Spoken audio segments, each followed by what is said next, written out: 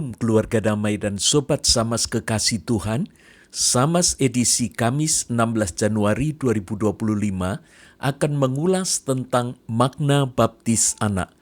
Mari kita mempersiapkan diri untuk menerima firman Tuhan dengan memohon pimpinan Roh Kudus. Allah Bapa sumber anugerah yang berkenan untuk mengikat perjanjian bagi keselamatan kami. Kami sungguh bersyukur atas kemurahan anugerah-Mu yang bukan hanya menyelamatkan kami, namun juga keturunan kami. Cerahkan pemahaman kami oleh firman-Mu, agar dapat memahami makna baptisan anak dengan benar. Dalam nama Yesus kami berdoa. Amin. Firman Tuhan yang akan kita renungkan hari ini diambil dari Kisah Para Rasul pasal 2 ayat 38 dan 39. Demikian firman Tuhan. Jawab Petrus kepada mereka, "Bertobatlah dan hendaklah kamu masing-masing memberi dirimu dibaptis dalam nama Yesus Kristus untuk pengampunan dosamu, maka kamu akan menerima karunia, yaitu Roh Kudus. Sebab bagi kamulah janji itu, bagi anak-anakmu dan bagi semua orang yang masih jauh, sebanyak yang akan dipanggil oleh Tuhan Allah kita." Sobat Samas, baptisan kudus adalah tanda dan meterai yang kelihatan dari perjanjian kekal yang diikat Allah dengan kita sebagai umat-Nya dan yang menjadikan kita anak-anak Allah untuk memberikan suatu kehidupan baru yang bersih dari dosa dengan mempersatukan kita dalam kematian dan kebangkitan Yesus Kristus. Dalam Matius 28 ayat 19, Tuhan Yesus memerintahkan agar semua bangsa dijadikan murid Kristus serta dibaptis dalam nama Bapa, Anak, dan Roh Kudus.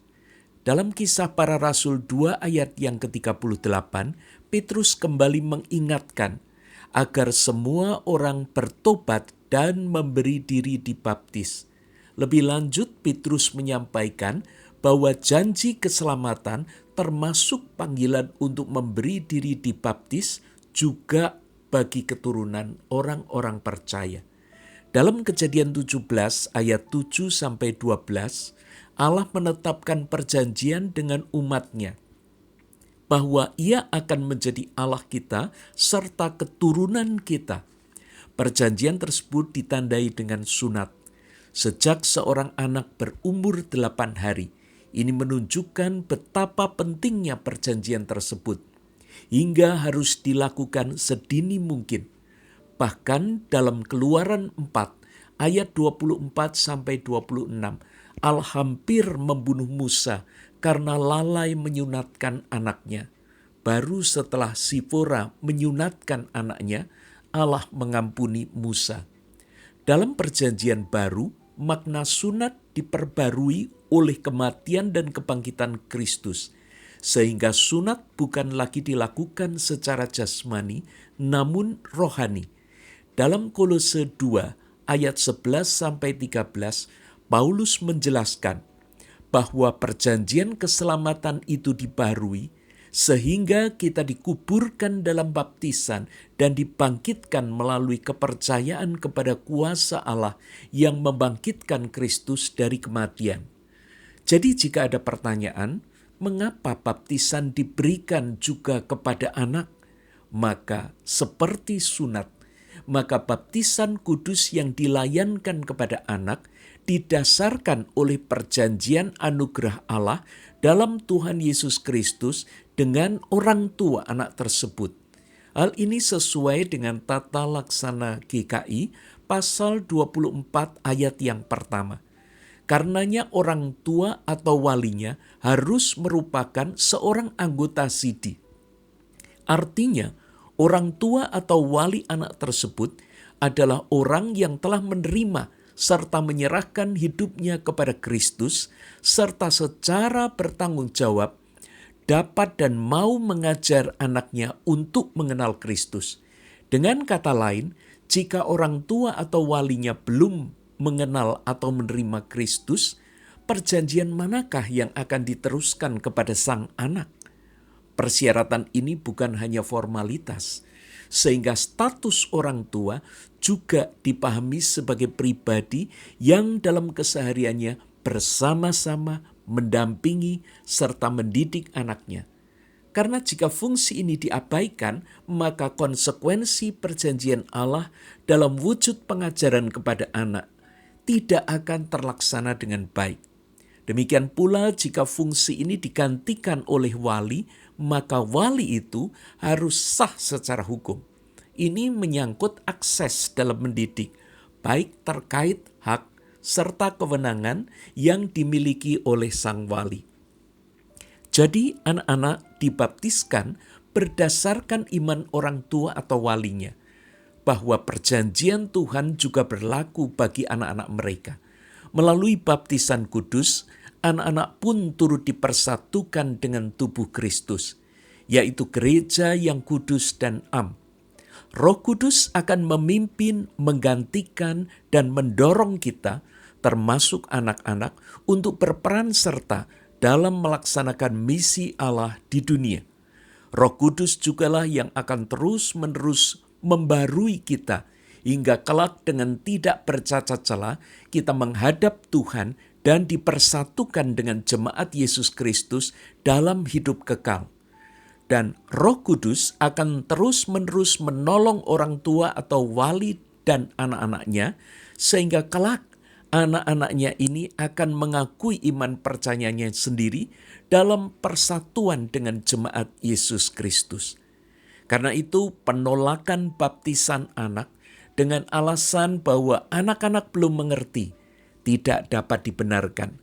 Menurut tata gereja dan tata laksana GKI lampiran ke-8D tentang baptisan kudus di bagian poin E, di sana dikatakan pandangan ini menahan atau menghalangi hak anak untuk menerima meterai suci dari perjanjian Allah dan membedakan secara hakiki manusia sebagai ciptaan Allah.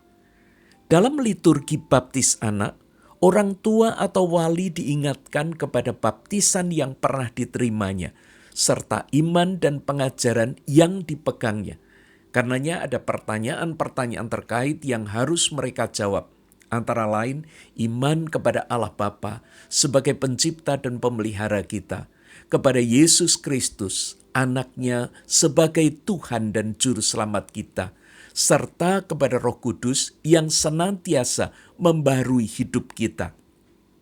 Dan hal yang penting terakhir adalah iman bahwa perjanjian antara Tuhan dan orang tua atau wali juga berlaku untuk anak.